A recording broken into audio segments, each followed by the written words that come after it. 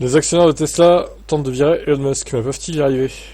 Alors là, attention, on va encore crier à la fake news, les pro Elon là.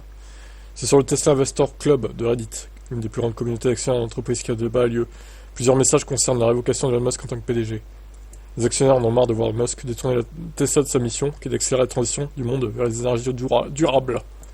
Ces inquiétudes se sont intensifiées lors de l'année dernière lorsque l'homme le plus riche du monde a menacé de violer ses obligations fiduciaires, qu'il a licencié toute l'équipe de superchargeurs dans une réaction impulsive, qu'il a plongé la tête première dans une dépendance inquiétante aux réseaux sociaux, ou qu'il a financé Donald Trump.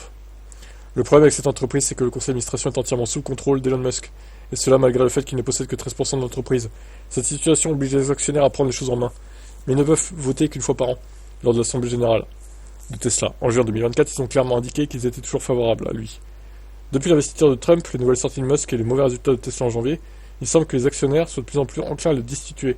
Dans les messages publiés, on trouve également des critiques sur le manque de nouveaux modèles électriques. Ils appuient également sur l'absence de croissance des volumes de livraison, malgré la croissance de marchés électriques.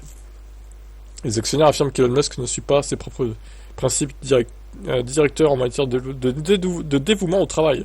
Ils estiment que si le patron de Tesla appliquait sa logique à son cas, il devrait s'auto-licencier.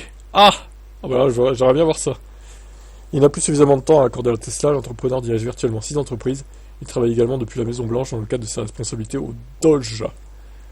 Récemment, il a également été surpris en train de tweeter sur les sujets ne concernant pas Tesla, au beau milieu de la conférence sur les résultats du quatrième trimestre 2024. Un comportement déplacé alors qu'il s'insurge contre les employés qui travaillent à domicile, parce qu'il est convaincu qu'ils sont moins productifs. En vrai, ils ont raison, les actionnaires, de douter de lui. Si de nombreux actionnaires Tesla semblent d'accord pour l'évincer, il y a tout de même une objection de taille. Tant que l'action est en hausse, pourquoi le perturber quelque chose qui fonctionne? Ils craignent qu'en poussant Musk vers la sortie, celui-ci ne vende ses actions et que ça déclenche d'énormes perturbations. Il faudra donc peut-être attendre que l'action redescende pour entamer une destitution.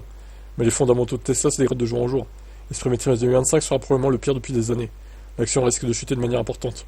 Et le moment sera peut-être venu. Il est vrai que le départ d'Elon Musk entraînerait probablement un effondrement des actions à court terme, mais les observateurs estiment qu'il s'agirait d'une bonne chose sur le long terme pour Tesla. Aux États-Unis, de plus en plus de propriétaires collent des autocollants sur leur Tesla avec l'inscription «J'ai acheté cette voiture avant que Elon devienne fou», etc. Ça, on en a déjà parlé. Bon bref, et qu'est-ce qu'il faut faire selon vous là, les Tesla Boys, les Elon Musk fanboys?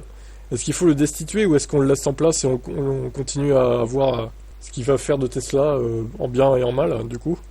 Moi, si j'étais actionnaire, je voterais pour le virer en juin là, 2025, très clairement. Je suis pas actionnaire, après c'est pas mon problème, mais ma foi, si je devais décider, je voterais pour une destitution d'Elon. Bon après, pour mettre qui à la place, ça c'est la grande question. Ouais, ciao.